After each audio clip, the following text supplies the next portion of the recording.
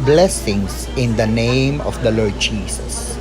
Welcome to Paraclet TV, making disciples through the power of the Holy Spirit.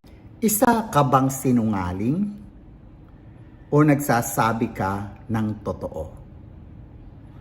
What is the truth? Ano ang katotohanan? Sa ating panahon, mahirap malaman ang totoo o katotohanan, lalo pa nga't laganap sa social media ang mga fake news. Marami ang mga nabibiktima ng mga fake news. Una na ang mga politiko, mga artista, mga opisyales ng mga organisasyon o maging mga common tao. Maging mapanuri at magsaliksik upang hindi mabiktima. Sa kwento ni Apostol Juan na mismong ang Panginoong Jesucristo ay naging biktima ng napakalaking kasinungalingan. Ang konteksto na ating pagbubulay-bulayan ay sa panahon ng ang Panginoong Jesucristo ay itinatwa ng isa sa kanyang mga alagad na si Judas. Garden ng Gethsemane ang Panginoong Jesucristo kasama ang ilang mga alagad ay dumating si Judas na kasama ang mga Romanong kawal, pati na ang ilang mga officers, mga saserdote o mga pari at mga pariseyo o ilang mga leaders ng Sanhedrin. Dinala nila si Jesus sa harapan ni Pilato. Sino ba si Pilato? Si Pilato sa panahong yaon ay ang makapangyarihang gobernador ng probinsya ng Judea. Maliwanag sa kasaysayang ito kung papaano pinagtakpan o tinakpan ni Pilato ang katotohanan.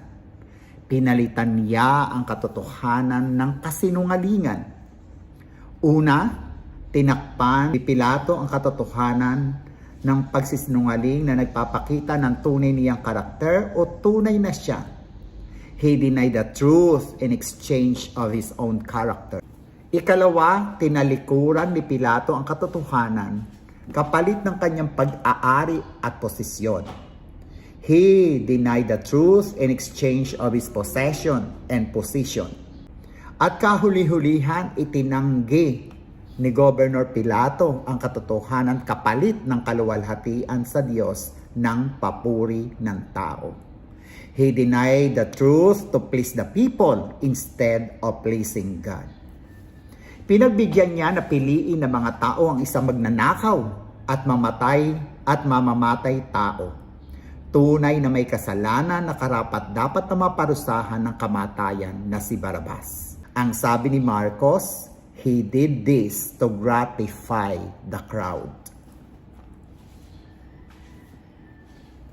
We sometimes are like Pilate. We deny the truth in exchange of our position, possession, character, and to please men than God. Sa madalas na pagkakataon ay tila natutulad ang marami sa atin kay Pilato.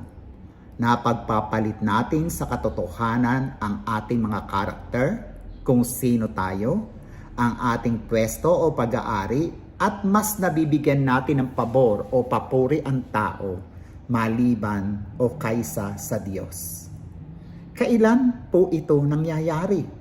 Ang sabi na aklat ng Exodus, kapag tayo ay nagbibigay ng maling testimonya sa kapwa, para bang tayo ay si Marites? Ang sabi ni San Juan, kapag sinasabi natin na tayo ay walang kasalanan, kapag tayo umiibig sa nguso at hindi sa puso, mahilig lang tayo sa salita pero kabaliktaran ng ating mga gawa para tayong si Pilato. Ang sabi pa nga niya, tulad tayo ni Pilato kung hindi natin pinaniniwalaan ang Ebanghelyo at ating tinatanggihan si Jesus.